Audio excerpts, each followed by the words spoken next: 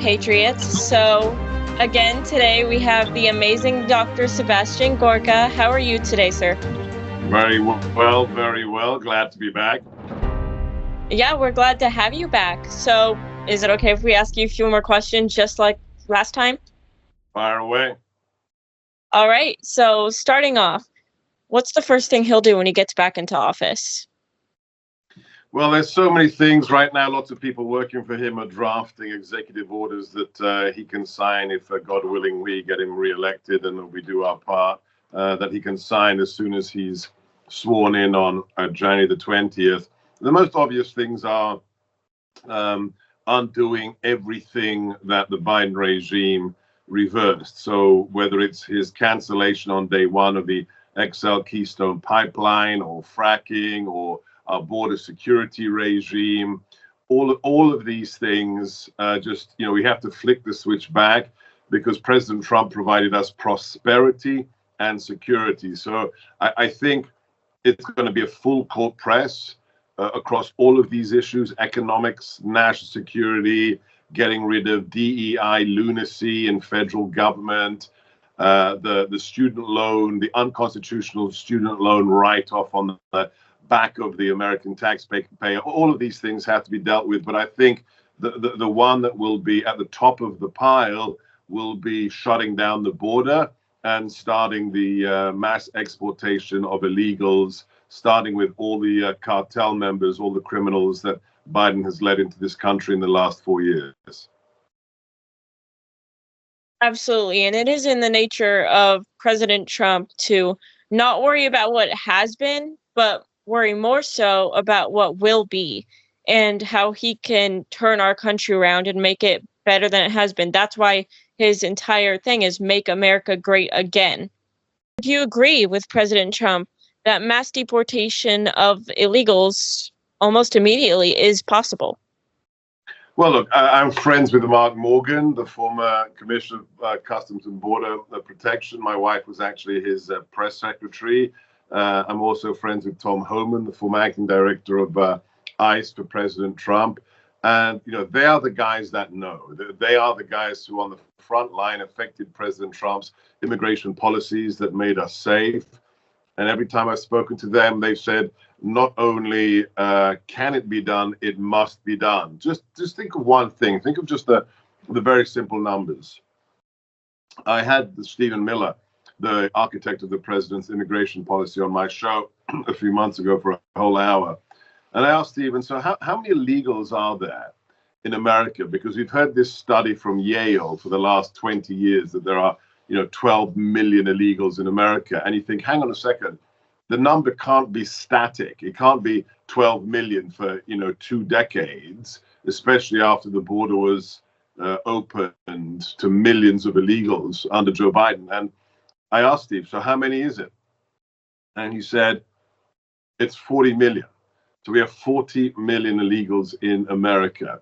If you just do the math, especially under the Biden regime of the at least 20 million who were let in the last 4 years, if only 1% of them are bad people, members of cartels, foreign assets, jihadis from the Middle East, if only 1% of the 20 or 40 million mean us harm, those are divisional size assets. That's a literal invasion of the United States. And we've seen it. I mean, we could spend the next hour just reciting the names of the young women, the mothers, the girls who've been attacked, raped, and killed by illegals, whether it's Laken Riley in Georgia, whether it's Rachel Marin, the mother of 5, not far from where I am, whether it's that beautiful 12-year-old Jocelyn Nungare, who was raped by 2 illegals from Venezuela and then strangled and thrown into a ditch. You hear from the left this, after every school shooting, they say, how many more children do have to die? If we ban these guns, it's worth it to save one life. Well, based upon their logic, if we can save the life of one Jocelyn Nungare, one Laken Riley, shouldn't we seal the border? So the utter hypocrisy of the left is patently obvious here, but it has to stop now. And I think, look, there's something really ironic. I don't know if you thought about this in the politics of winning a campaign. What was the one issue that really led to President Trump's victory in 2016?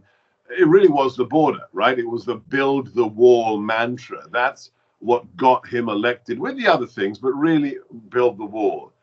If you are smart and you're the Democrats and you know that's what he won on in 2016, what is the one issue you try not to give back to him as a winning issue 8 years later? The one issue you'd say, okay, let's not make immigration a problem because then he might win again.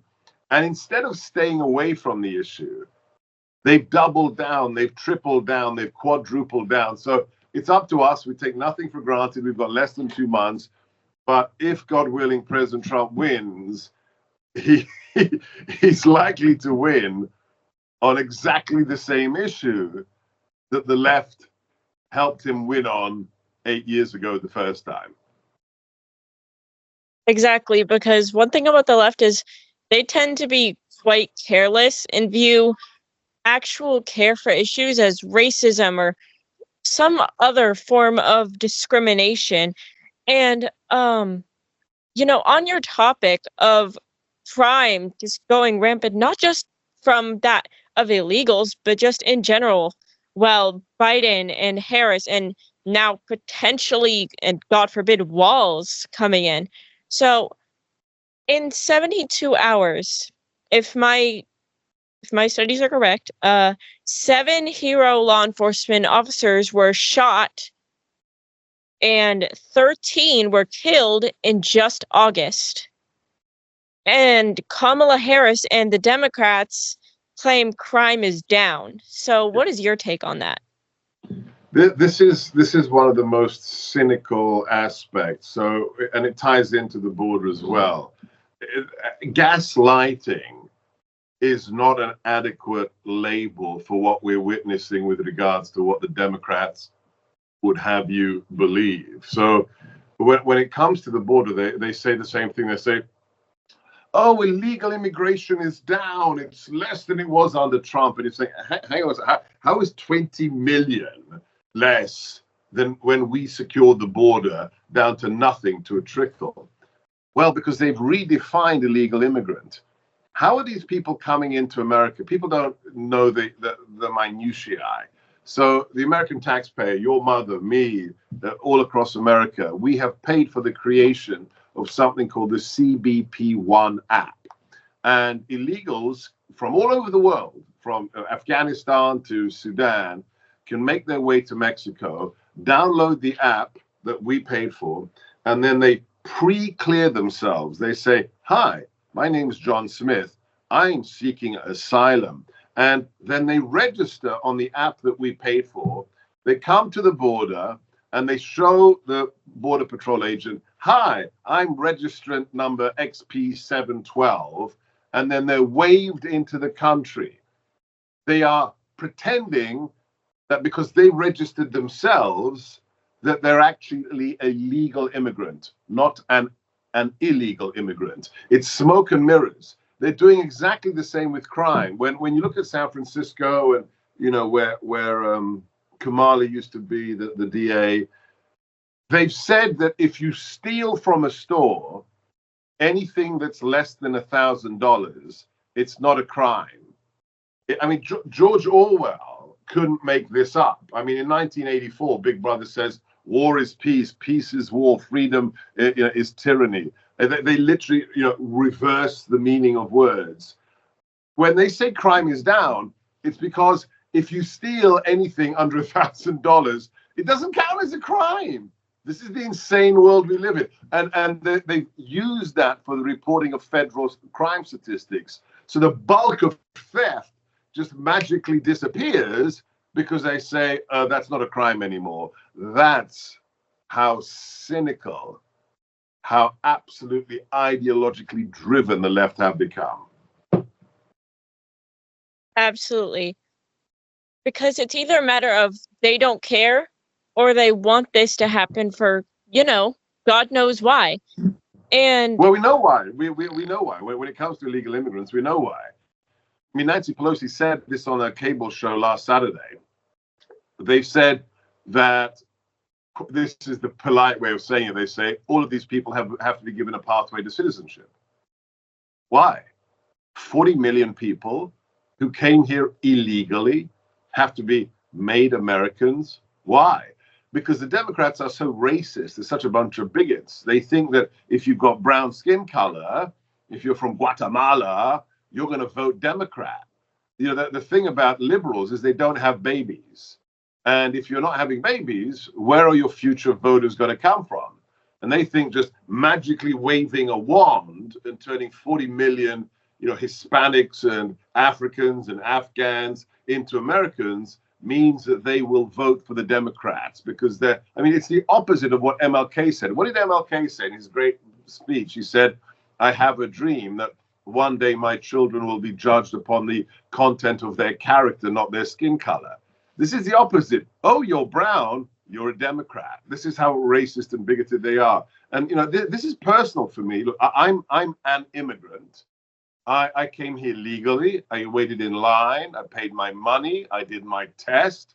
I took my oath to the U.S. Constitution when I was naturalized. And my parents, who escaped a communist regime, were real refugees. They didn't, say on an app, I am an asylum seeker.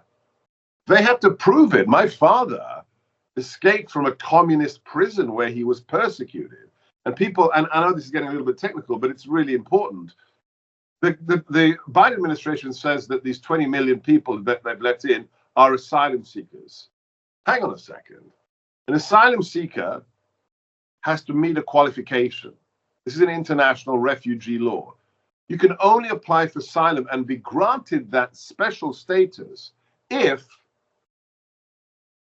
you were to return home, you would be persecuted based upon your political identity, your minority status, the language you use, or your political affiliation, right? If you're a pro-democracy activist who escaped from Cuba, a communist regime, or North Korea, and if you went back, they'd kill you, then you can apply for asylum.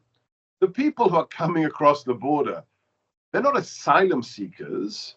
If these are people who are economic migrants, and no economic migrant has the right to asylum status. My parents, my 17-year-old mother, my 26-year-old father, had to be interrogated by the security forces in a refugee camp for 6 weeks to prove that they were from a class of persecuted individual who would be killed if they went back home to that dictatorship, and only then were they allowed refugee status. Now Biden says, okay, oh, you've got your application number? Okay, you're a refugee. That's how distorted and despicable this whole conspiracy is. Exactly, it is. And it's absolutely ridiculous that the things that you and your family had to fight for and work hard for is now being handed to these illegals on a silver platter. And like you said earlier, your tax dollars, my mother's tax dollars, the tax dollars of just the American people are going to fund it. Look How at what's does that happening make in any California. sense? Look at what they're doing there. So when illegals cross the border, they're literally given a phone that we pay for.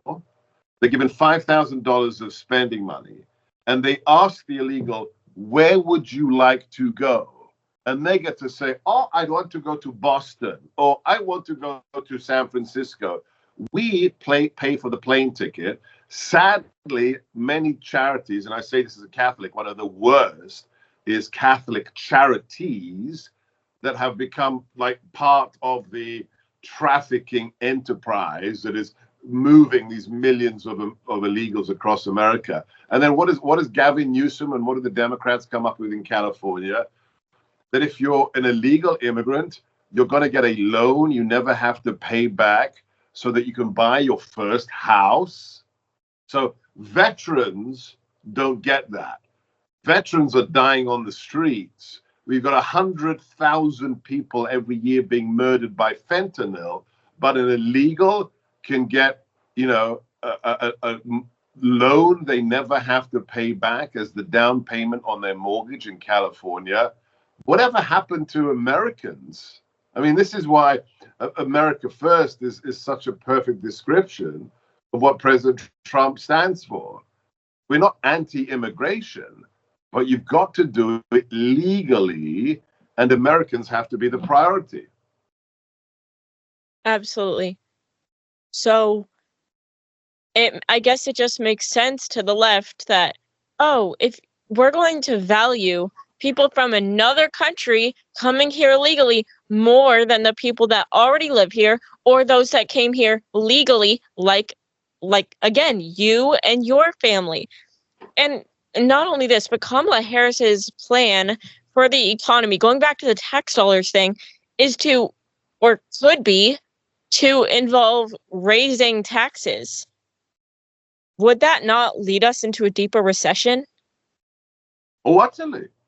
Utterly. I mean, it would be stagflation. When the economy stagnates at the same time that we have inflation, and under Yellen and under the Fed, they keep printing money like it's going out of style. I mean, I'll send you this.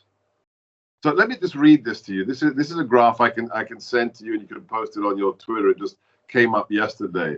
This is jobs acquired, the different levels between foreign-born workers and native-born Americans, just to stay on this issue.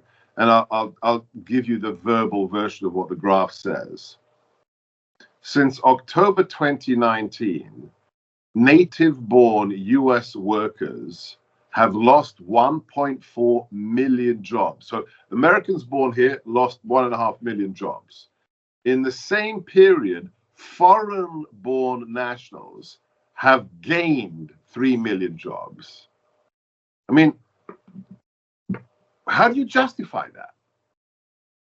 That is literally America last. Americans can lose their jobs in the millions, and then who gets to have the new jobs? It's people who aren't even Americans. That's what the left has become, sadly. Yeah, and there is no justification for it. They try to justify it with their feelings, but yes, when it comes to the safety of our country, there's no room for involving your personal feelings and what they consider to be moral, because it's really not if you're risking the lives of honest, true Americans.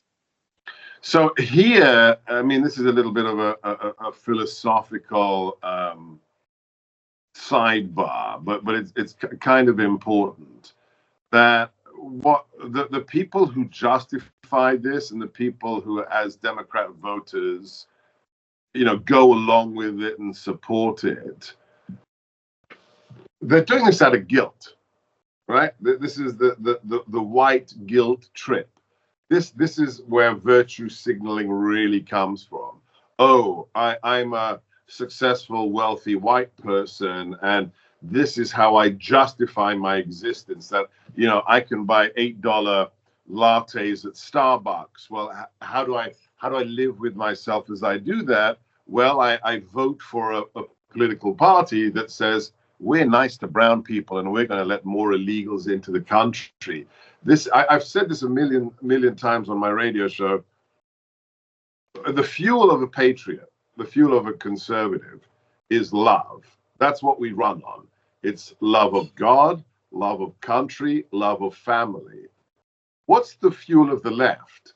Look at what they do. Look at their demonstrations. Look at these screaming women. Look at the pussy hat, demonstrations, Antifa, BLM. It's clear the fuel is what? Hatred. Hatred, hatred, hatred, hatred. And I'm not a psychoanalyst, but I studied philosophy. My first degree is philosophy and theology. I got a PhD in political science. Where does that hatred come from? It doesn't take, it's not a great leap of analytic faith to understand it's hatred of self. They can't live with themselves. And that internal hatred what is one of the key dynamics of modern, psychiatry, or how modern behaviorists explain this? If you don't like yourself, what do? You project that hatred onto the other. You can't look yourself in the mirror. Oh, it must be because of them or them or them. And you spew the hatred outwards. That's really why these people are behaving the way they do. And as a great, who was it? It was the mathematician Blaise Pascal said, if you deny the existence of God, you can do that. But the only thing you're going to do as a modern secular leftist, if you deny the existence of God, is you leave a God-shaped hole in the soul. There's a vacuum, right? We always need something transcendent to believe in, to accept. That is our purpose. So if you deny the existence of God, you have to create a new God. We've seen this, right? In 1848, the new God was what? Marxism, the secular God. In the 21st century, it's what? It's Gaia. It's the environment. It's worshiping Greta Thunberg and the temple of global warming. This is who the left have become, and they're trying to cope with that God-shaped hole in their soul. Yes, and the left, and kind of like we talked about last time, they're cult followers. They believe in freedom of speech and freedom of belief and freedom to state your opinion until it involves something that they disagree with. Right. If you speak out against their made-up issues that are far less important or not important at all to what's going on in our country, if you compare the two and say this is more important, then you're automatically a terrible person and you don't deserve freedom of speech because that's just reserved for us. So, kind of shifting gears a little bit, President Trump said that energy independence will have positive impact on the economy overall. Can you kind of elaborate on that or on how that could work? Oh, absolutely. I mean, look, this is along with the border, this is like up there as equal in importance. Why? Because the lifeblood of the American economy is energy, and we are blessed not only to be sitting on almost limitless supplies of oil and gas. Now with the incredible technology of fracking, we were at such a point that we were exporting more energy than we needed, which means what? Not only do we have surplus to sell to others, especially our friends and allies, we have all the energy we need for domestic purposes. And this isn't just an economic issue. So if you're doing manufacturing, if you're making an F-150 car or a Tesla or a pair of spectacles which are made of plastic, which is made of oil, you need that energy. You need those fossil fuels. Every piece of plastic comes from fossil fuel. Not only that, not only do you unleash the economy, it's a national security imperative. If we are dependent upon other nations for our energy, we are weakened. Right now, we are buying bad quality oil from the communist regime of Venezuela. Right now, because Biden shut down fracking, because he shut down the XL Keystone pipeline, what happened to the price of oil? It's quadrupled in the last 4 years. And who is that good for? It's good for OPEC. It's good for Venezuela. It's good for Russia. Russia should have defeated Ukraine in the first few weeks, but it's so corrupt and incompetent, and the Ukrainians are such amazing fighters that they're still fighting, years later. How are they affording that? How is Russia affording that? Because thanks to Biden, they're making 4 times as much selling their oil than when we were in the White House. So people just think it's about, pickup trucks and gasoline. No, energy independence, drill, drill, drill, is a national security imperative. If we have to go to war with somebody, if Iran, detonates an EMP device in our atmosphere and fries every circuit board in America, if China starts to try and take Taiwan, and we can't fuel our military assets, we're sitting ducks. Those amazing vehicles become just stationary targets. And to have Tim Walz, that, I mean, I got to keep my language clean here, but that stolen valor, China-loving weirdo, to say, and if your listeners don't believe me, I get it. It's pretty shocking. Go online and look it up. When he says on video that our Navy needs to run on algae, we've got 12 nuclear aircraft carriers. There isn't enough algae in the world. There is enough algae in the known galaxy to motivate the engines of one nuclear aircraft carrier, let alone 12. These people are just, as we said earlier, it's an ideological cult. They're lunatics. They are. And going back to your point about how, both our points, I guess, about how energy independence is so important, because going back years and years and years, we as Americans are have always been such, so have had such abundance in natural resources, and that's why it is so important to drill, baby, drill, because we have the privilege of having those resources. And it makes no sense when people say drilling is killing. No, because drilling is good for our country, and that's the whole purpose behind it. We as Republicans and conservatives, we want what's best for the country. The Democrats, like Kamala Harris and, again, all her cult followers, nope, that's not what they have in their hearts. They don't have our country's best interest at heart. They have what's best for them at heart. Oh, it's all about one thing and one thing alone. It's about maintenance of power. They don't look. I think I said this last time. Maybe I didn't. How do you know it's all a lie? The Democrats are meant to be the party of what? Working class, women, and minorities, right? This is their brand. Working class, women, and minorities. What have they done to the working class by opening our borders? When you have Democrats say, we're not going to drill oil, and somebody asks, Kerry, the environment czar, well, what about all the oil workers? They can learn to code. I mean, that's how much they care about the working class. Okay, what about women? Well, we could talk about the women who are being raped as they're trafficked across the border, the young girls, or the 12-year-olds being murdered and raped and then murdered by illegals. So how do they care about women? Oh, and when they destroy Title IX to say a man pretending to be a woman falls under Title IX. So they care about women, and then minorities. How do they care about minorities? Who's going to be hurt most financially by open borders? It's not me, right? It's not established immigrants. It's not, successful Americans who are at the peak of their game. Who are you going to hurt most? I tell you who you hurt most economically.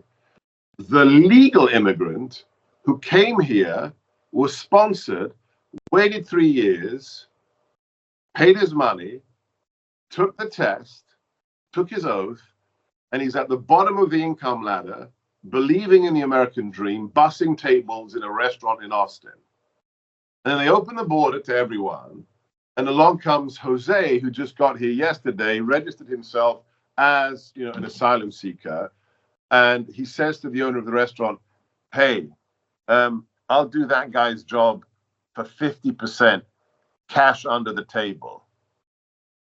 Who are they hurting the most? They're hurting legal migrants. So pick any sector of who used to be the Democrat demographic, and they're just destroying them.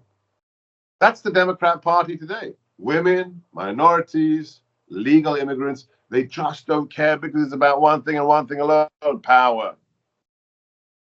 It absolutely is. And, it's ironic to me that they claim to care so much about the working class and especially for illegals, making sure that they can live comfortably. But then they completely look past our homeless veterans and all the other homeless people that are in our country. California alone has such high numbers of homeless people that it's absolutely insane. And like you said, it is all about power for them. If they're if they see people that they don't think can benefit them in the long run, they completely brush past them. No, it's simply, you got to read Saul Alinsky Rules for Radicals. That little manual of how they do what they do.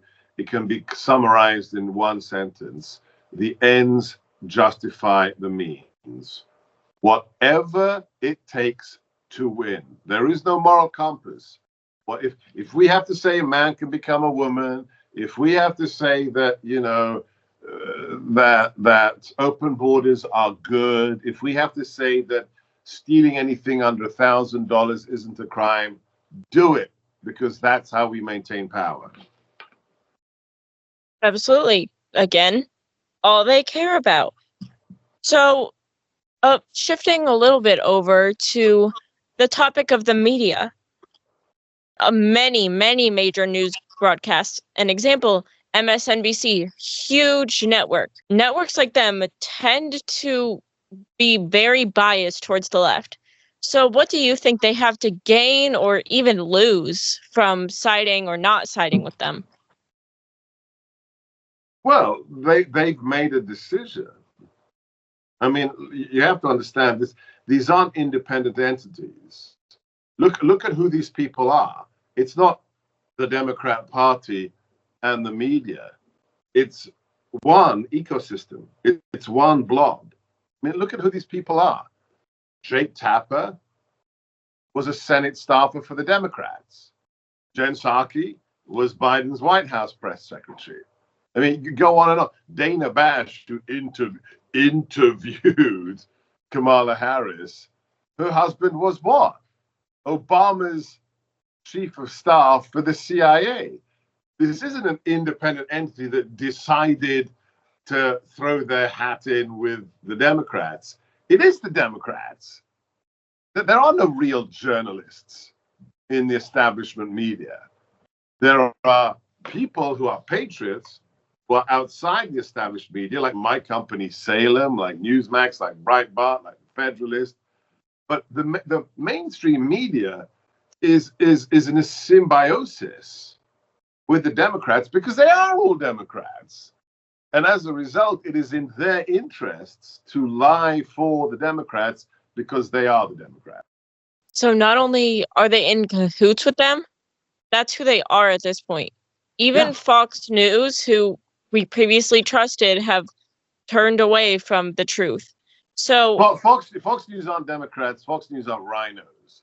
Ever since they called Arizona for Biden, before anybody else called Arizona on the night of the election, ever since dear old Rupert handed over the reins to his son and his incredibly left-wing wife, and ever since Paul Ryan, who detests MAGA and detests President Trump, was put on the board of Fox, it's a rhino establishment. Now, look, there are a couple of holdouts there: Greg Gutfeld, Jesse Waters, Maria Bartiromo. But Fox is in a symbiosis with the rhino establishment. The Mitch McConnells,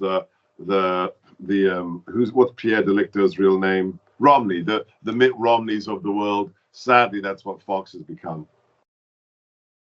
it really is. And I used to watch it all the time. So, it's really sad what happened.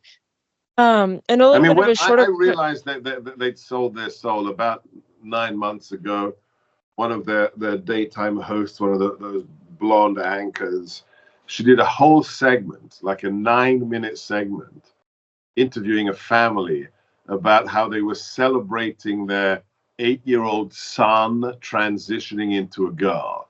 When Fox does a 9-minute segment on the horrific transgender cult that mutilates young children, and they're saying, "Oh wow, it's so cool that your son is now a girl," that's when I realized I'm very glad I left there. It's sad to see networks like that turning in to networks almost like CNN at this point. Well, So it's more dangerous than CNN because what was it? It was this week, wasn't it, or last week, where Stephen Colbert had that pretty face of CNN, that woman who interviewed President Trump.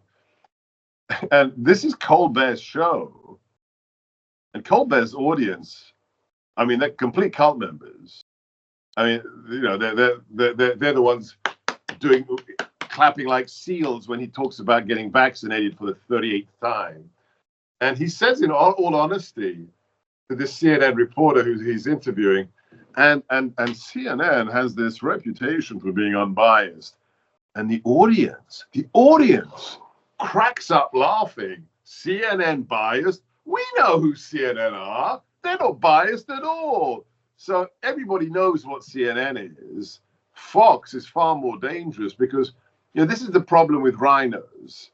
They pretend to love America. They pretend to be patriots. I mean, think about it. Dick Cheney is now voting for Kamala. So what kind of a Republican are you exactly, Dick Cheney? They're the worst of the worst because you expect the left to be scum because they're Marxists. But when somebody has an R after their name, but they're actually helping the scum, that's even worse. it truly is. And you know what a good name for them is? Fake triots. Patriots. Did you come up with that? I did. I love that. I'm going to use that. Fake triots.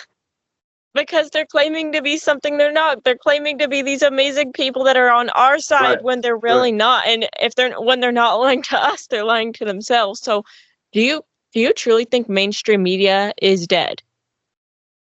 Well, that's a good question. Well, it's not dead because there are a couple of disturbing issues. Nobody watches CNN, so CNN now has, on a good night, CNN has viewership of about 400,000 viewers in a population of 330 million. So the TV element is dead. However, you look at their website, and CNN.com is a very influential and powerful website that gets a lot of eyeballs every single day. I wouldn't say it's dead, but I would say it's on its way to retirement. Cable news in general, if you look at this shocking figures, look at viewing figures for YouTube and how many people get their information from YouTube. Vice, Fox, CNN, MSNBC. Cable is on its way out.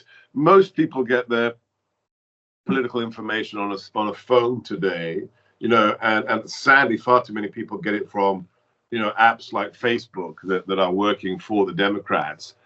But, the good news is that alternative media is now successful in ways that they tried to cancel Breitbart after 2016. They came after me. They came after lots of conservatives. There are whole organizations whose job is, and I can give you their names, to target the advertisers for conservative media outlets.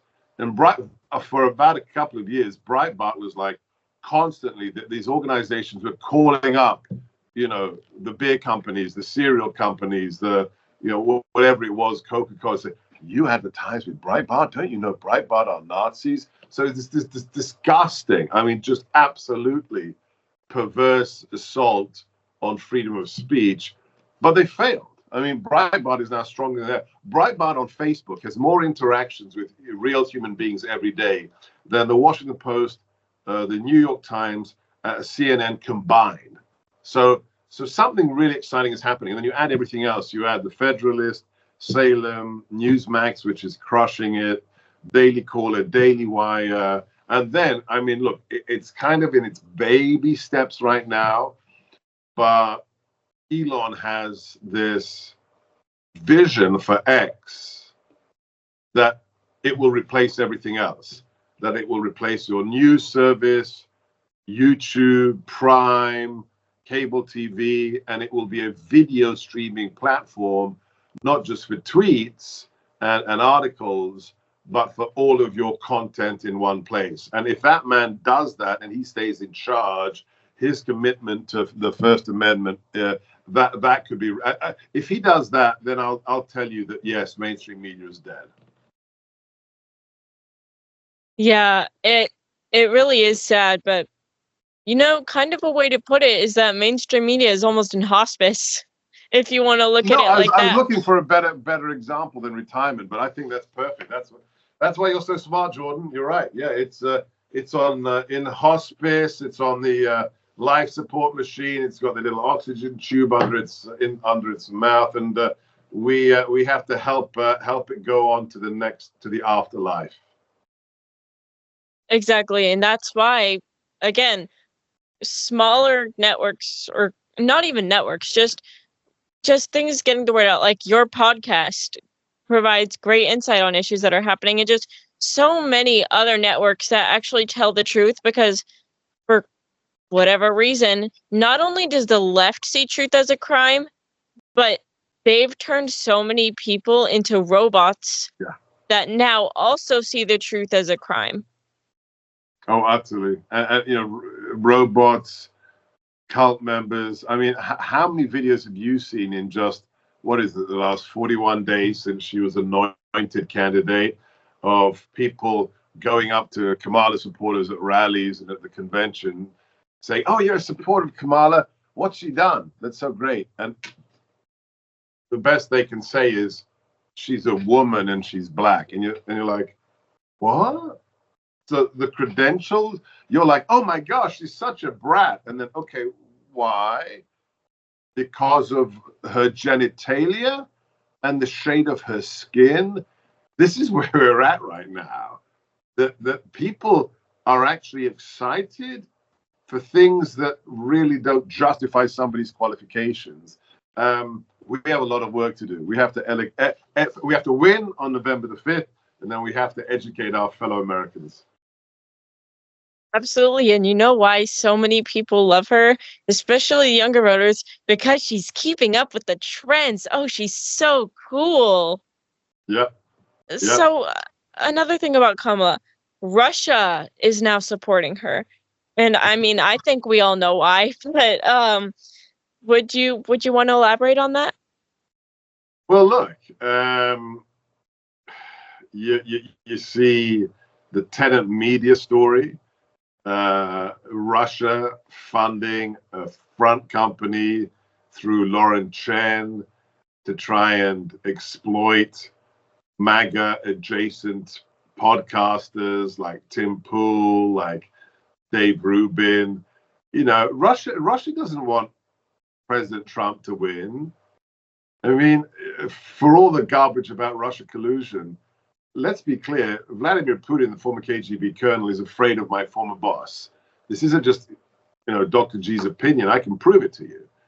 There's something called the Battle of Kashan, when this is declassified now, when we told President Trump that there were 300 Russian mercenaries working for the Kremlin who were running around Syria, destabilizing the region. What would the Democrats do? The Democrats would do nothing. They wouldn't even, raise the issue because they're afraid of Putin. What would the neocons do? They'd probably try and invade Syria and turn it into a democracy. President Trump, strategic genius that he is, he said, 300 Russians on Putin's order are trying to destabilize Syria. Kill them all. And 4 hours later, thanks to JSOC and other elements of our defense department, those 300 Russians have been turned into red mist. Now, this is really significant. Because not even the great Ronald Reagan, no president since the October Revolution of 1917, no president has killed hundreds of Russians on a battlefield in one day. Only my former boss. And what was the reaction of Putin, the man President Trump is supposed to be so enthralled with? Putin was so afraid of President Trump, he didn't even have a press conference to complain that the American president had killed hundreds of Russian soldiers in the Middle East. So they don't want him back. And he's a murderous thug, but this Uber troll interview that Putin gave a couple of days ago when he was asked, so what do you think of the election and the candidates? And he says, oh, well, that Kamala, that laugh of hers, it just makes me feel so good and so safe. I mean, it's the ultimate troll endorsement because he's actually making fun of her cackling. But deep down, it's true. He wants somebody who's an idiot, who's feckless, who's afraid of him in the White House. And that's why he wants Kamala. And you know something about Kamala's laugh? It almost reminds me of that as a witch. And it is honestly the exact opposite of what they're saying. It's almost unsettling. Like, yeah. I'm pretty sure that she was even advised to stop with the cackling. No. Well, the one that just exploded today of the coffee lid thing and the lipstick, I thought that was my friend Chris Cole's doing another parody. He did that fake Kamala campaign ad that Elon retweeted and had hundreds of millions of views. I was going to text Chris and say, Chris, is this another one of your AI parodies? And then you realize it's actually her. She says this thing about white lids on Starbucks and how she can't stand her lipstick showing up on the thing. And can we get another color of lid? And then she cackles. And then she doesn't cackle once. She cackles like uncontrollably, like a hyena. It is the weirdest thing. And it's real. And she's doing it. This isn't like caught secretly. This isn't, James O'Keefe filming her at some Democrat fundraiser. She's at an event at the podium, in front of the microphone, in front of cameras, and she's cackling. It is the weird, how this person became, if I were a criminal or a quote unquote criminal who'd been convicted while she was the DA for San Francisco or the AG of California, I would demand that my case be reopened, because how does a person like that even have two brain cells? Honestly, I don't know if she does, because I don't think she does. I mean, how many more clips do we need of?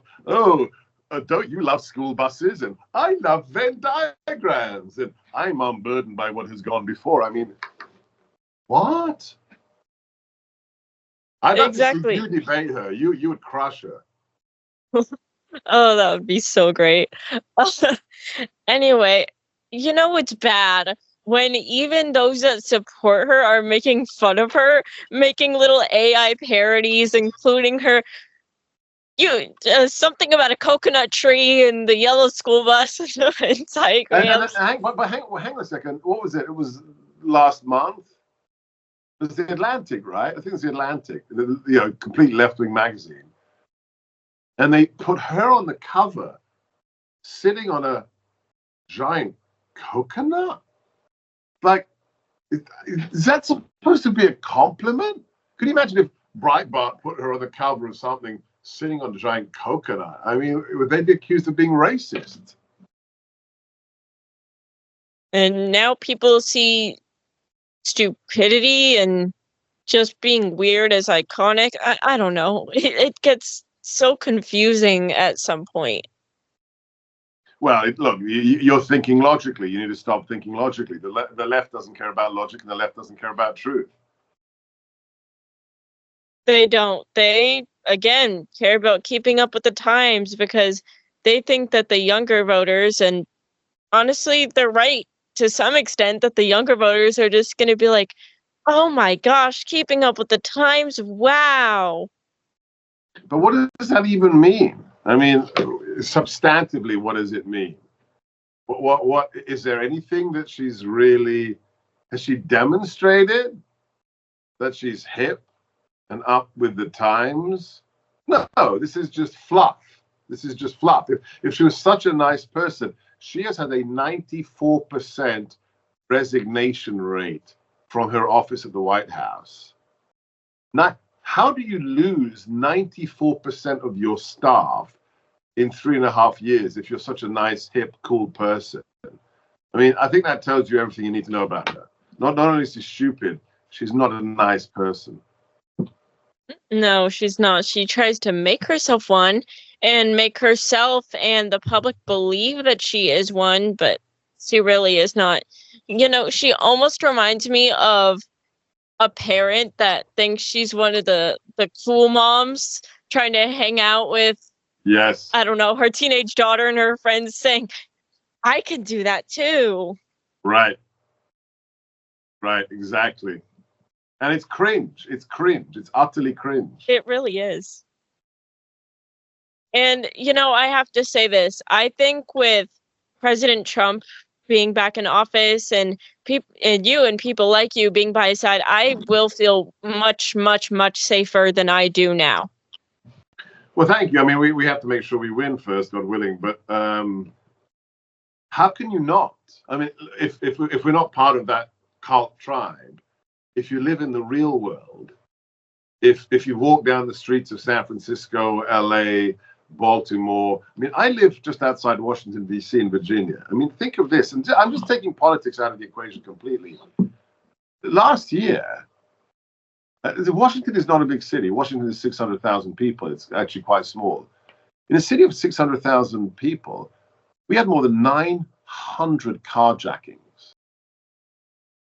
That's the nation's capital. We had a female FBI agent who had her car jacked from her at gunpoint in the afternoon in broad daylight. And you're thinking, when President Trump, I mean, forget about war in the Middle East or war in the Ukraine. When President Trump was in the White House, we didn't have FBI agents being carjacked, on Capitol Hill. There's a member of Congress who was carjacked, literally a couple of blocks from his apartment. Whether you're young like yourself, whether you're a parent, whether you're a businessman. I mean, do you remember that bodega, that amazing, they were so stupid to be prosecuting President Trump in New York, forcing him to go there every day, which meant afterwards, what would he do? They'd find something really cool for him to do, like go to deliver pizza to some firefighters or whatever. Do you remember that day he went to Harlem after the trial, after the day in court, and he went to that bodega, and I think I've played it 100 times on my show. He's in the bodega, and there's this like 10-year-old black kid outside who starts chanting, "We love you, Trump!" And then there's this little Hispanic girl behind him who joins in, "We love you, Trump!" And then all the adults start chanting, "We love you, Trump." This is Harlem. This should be 112% Democrat. And they're chanting, "We love you, Trump." Now, what people missed in the story, do you know what that bodega was? Why he went to that bodega? I do remember that part about the children chanting his name, right. And that. So he was I didn't even know this thing existed. He was invited by the American Association or the New York State Association of Bodega Owners. And that bodega was the one where the owner was arrested and put in prison by Alvin Bragg for defending himself against a robber. There was this case like 2 years ago. Guy comes in with his girlfriend, starts stealing everything, threatening the guy, hitting him, trying to strangle him. And this little immigrant, I think he's from Costa Rica, had a knife behind the counter, pulls out the knife and defends himself. And he gets arrested for murder by Alvin Bragg. Now, it creates such a furore that eventually Alvin Bragg had to release him. But you know what happened to that legal immigrant? This goes back to everything we've been talking about for the last, whatever it is, hour. That legal immigrant who had a little slice of the American dream, came here, paid his money, took the test, took the oath, scrimped and saved, bought his little bodega. Where is that man right now? He went back to Costa Rica because he can't survive. I mean, crime is so out of control under Biden.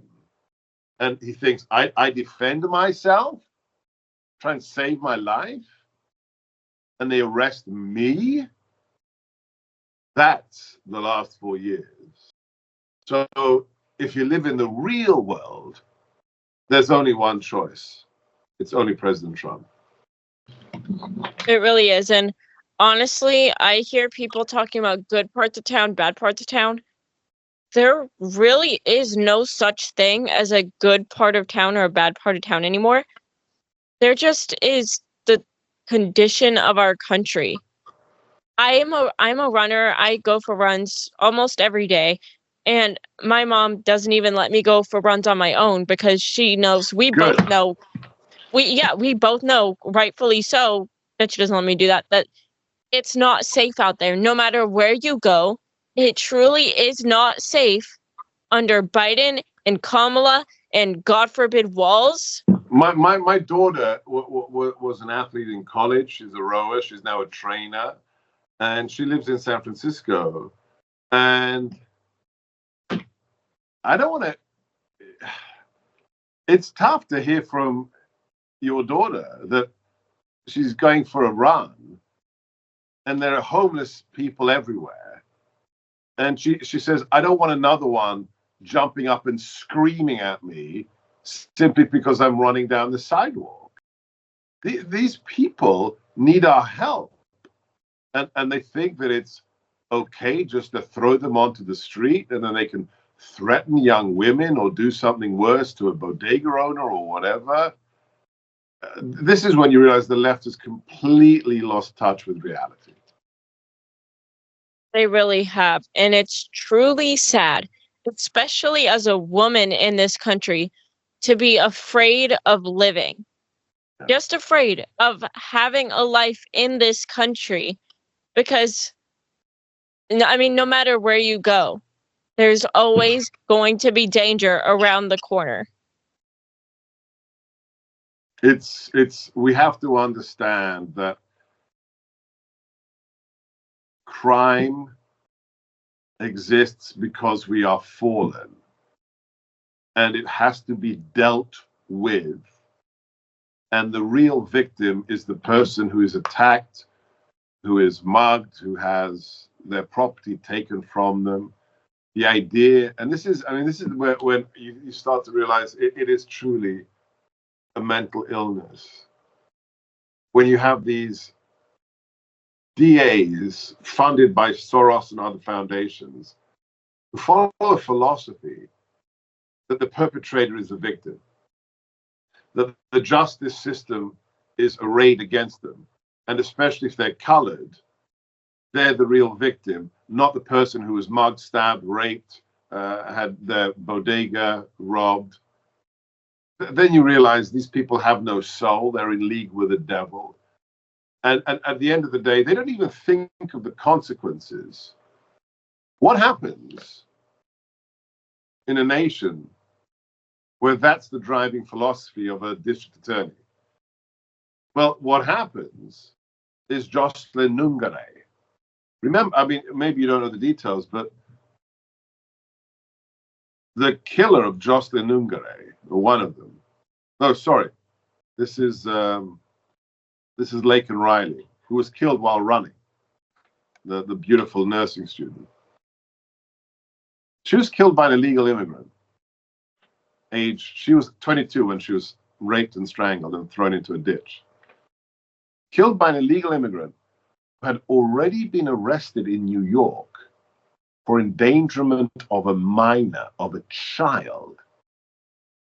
As an illegal immigrant, he's arrested and let out without bail by Alvin Bragg, because he's black or brown. He's an illegal immigrant, poor legal immigrant. He's the victim. He leaves New York, goes to Atlanta, follows that beautiful young girl on her run, rapes her, and then murders her. That person, that one death, could have been prevented. All of these deaths, Rachel Marin, Jocelyn Nungre, all of them could have been prevented if we said one thing. The only people who come to this country are people who come here legally. And then you create a legal system where the victim is the victim and the perpetrator is the perpetrator. End of story. It's not more complicated than that. Exactly. And it makes no sense whatsoever that because someone comes here illegally, and this, like, again, makes no sense, they get special privileges for coming here illegally. Yes. No one should get special privileges if you are living in America, whether no matter how you got here, and if you did get here illegally, you shouldn't be here at all. You should not get special treatment regardless. But there's also a broader philosophical point. What has that person told you? And I'm not talking about, true refugees who are escaping persecution, broke out of a communist prison like my father, but, real immigrants, real people who've suffered in other countries. If you're an economic migrant and you come to somebody else's country and your first act is to enter the territory against the law, what are you saying about that country? I would find it impossible to go to another country illegally and then respect the country. How do you respect the country with whose relationship your first act began with a crime? It just makes no sense to me. It really doesn't. And I do have one more question for you. Yeah. So the National Fraternal Order of Police recently endorsed President Trump. So how big of an impact do you think this will have on undecided voters? It's a good question. It depends, honestly, on a very practical issue. How many undecided voters know that happened, right? We have to do everything to make sure that they know, because if you're an independent undecided voter and you're not on Twitter or you only watch CNN, you're not going to know, right? You're not going to know. So the answer, like, as in so many things politically, is it's up to us. We need to tell people, our friends, our colleagues. We need to post the clip from that amazing event at the Fraternal Order where President Trump discusses his endorsement. We have to post it again and again and again. If we get the word out enough times, then people will say, wow, the men and women who run towards the gunfire, who risk their lives every time they execute a traffic stop, they want President Trump. Wow, that's interesting. So really, how much of an impact will it have? How loudly can we bang that drum is my response. Yeah, exactly. And there really is a difference between ignorance and simply not knowing. Yeah. Which because some people just cover their ears and say la la la because they don't want to know the truth. Right. But then there's the people that want to know, but they don't, because they don't always know that there's that information out there that they can be learning, that they can be giving themselves access to. Yeah, let me give you a little bit of advice, and don't take it the wrong way. You have to understand that you and me and your mother and everybody listening and watching right now, we're all freaks, okay? Because we love politics. We find it fascinating. So my father told me once, he said, politics, filthy, filthy business, but it's so interesting. That's who we are, right? We're engaged with this stuff. It motivates us. I've got bad news for you guys. Most Americans aren't like us. Most Americans don't know who the vice president is. Most Americans just want to make sure they can make the car payment at the end of the month and their kids have a new pair of shoes for the new school year. They're not political animals. They're just living their lives. And they don't realize that the future of the republic is at stake and they need to get politically active. So that's why it's incumbent upon us, you, me, your listeners, your viewers, everybody who loves America, to gently educate all of those people. Not like me. I'm a little bit different. You know, I'm a little bit more pugilistic than the average MAGA person, but that's my character. But everybody else, you and everybody else, have to gently bring our fellow Americans who aren't political to the right conclusion. And the best thing, it's like Reagan said in his election campaign. He asked one question: are you better off than you were 4 years ago? Super simple. Are you better off? Economically, price of gas, crime, everything. Are you better off?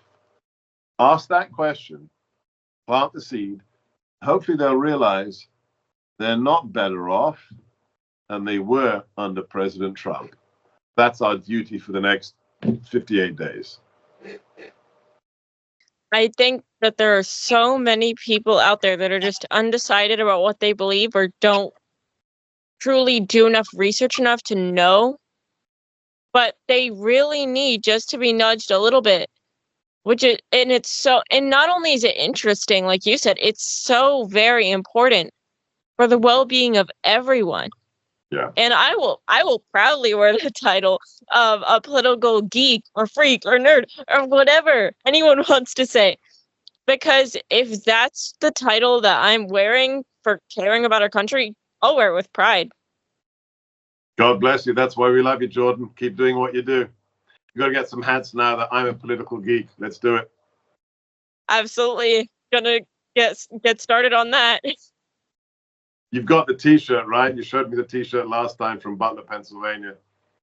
Absolutely. Good. All right. That was super fun. It really was. Thank you. I didn't even realize how much time had passed because I was having so much fun. That's how it works. If you want It more, is. follow me on Substack, follow me on Twitter, Facebook, Instagram, Parler. Check out my wife's latest book, Next Gen Marxism, that really tells you how the left became what it is. And talk to you next time. Talk to you then. Bye, Dr. G. Thank you. God bless. God bless you.